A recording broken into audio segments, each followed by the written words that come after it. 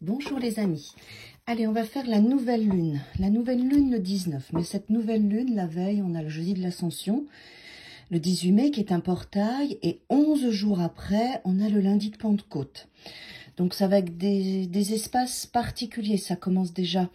Aujourd'hui, on est lundi 15 mai, donc vous allez déjà commencer à travailler jusqu'au jeudi de l'Ascension, après la nouvelle lune le 19, et ensuite le lundi de Pentecôte. Voilà, donc là, il va y avoir vraiment des espaces, des portails, avec ces trois énergies, l'Ascension, la nouvelle lune et la Pentecôte. Donc on va voir où est-ce que ça va nous amener, qu'est-ce que ça va nous faire travailler collectivement, plus ou moins fortement, bien évidemment, suivant nos désirs et nos ouvertures, notre taux vibratoire et le travail que nous faisons sur nous-mêmes, puisque nous avons toujours notre libre arbitre. Alors, cette nouvelle lune, qui est au milieu du processus de la Pentecôte et du jeudi de l'Ascension. Ok, allez, qu'est-ce qu'on a? Wow, super. La carte qui a sauté, et elle se dirige vers votre avenir. On a un 10 de pentacle.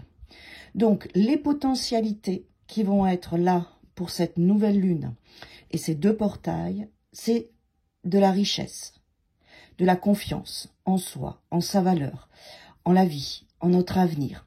Il y a un 10 de denier là qui commence déjà à vous faire travailler et qui va vous faire travailler jusqu'au 29 mai, même après, d'accord, après la Pentecôte. Un 10 de denier, c'est la meilleure carte du jeu. Il y a des choses à comprendre, il y a des choses à voir pendant cette nouvelle lune.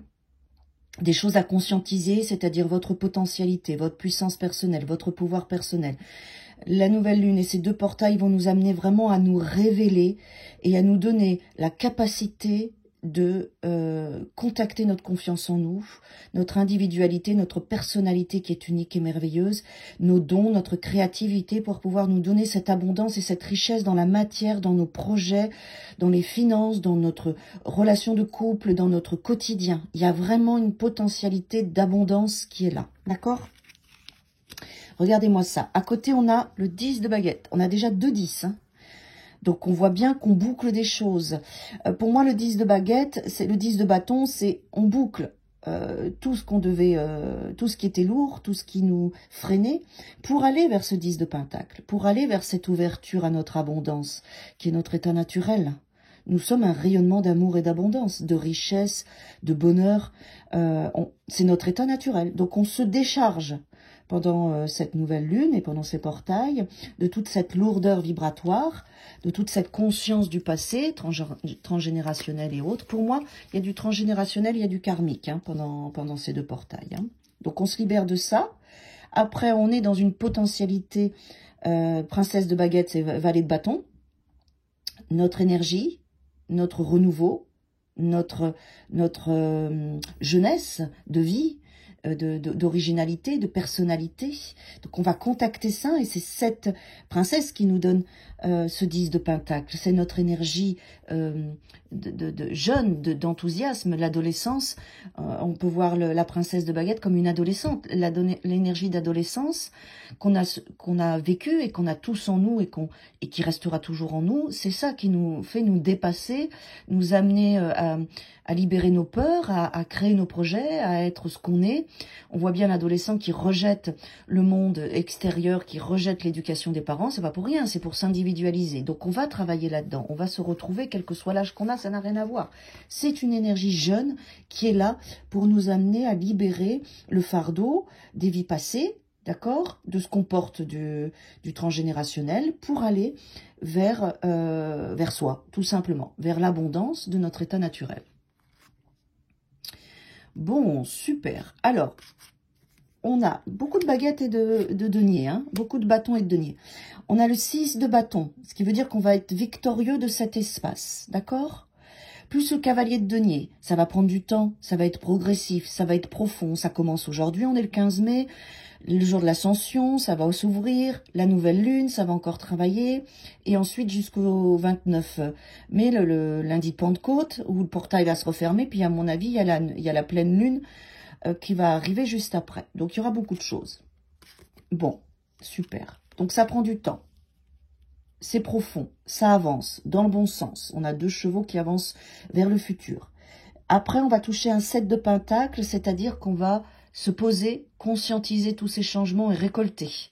Le 7 de Pentacle, c'est la récolte, mais c'est aussi la potentialité comme le valet. Et en plus, on a la prêtresse qui est là, la papesse, qui nous donne cette connexion à soi, au monde de l'invisible, à notre potentialité, à notre médiumnité, à notre ressenti. Donc, c'est un chemin que nous allons faire seul avec nous-mêmes, qui commence aujourd'hui. C'est un chemin profond d'introspection, de victoire. On est dans les deniers et les baguettes, c'est-à-dire qu'on est dans la matière, dans le mental, dans la concrétisation de nos projets, mais aussi on est dans le monde vibratoire. On n'a pas de coupe, on n'a pas d'épée. D'accord ? Donc on est vraiment dans notre taux vibratoire qu'on va travailler pendant ces 15 jours. Et c'est ça qui est important, et c'est notre taux vibratoire qui va nous amener l'accomplissement dans le concret, dans la matière. Donc il y a de très très beaux espaces à prendre. Qu'est-ce qu'on doit faire? Écouter son intuition et être toute sa potentialité en étant naturel, authentique et vrai.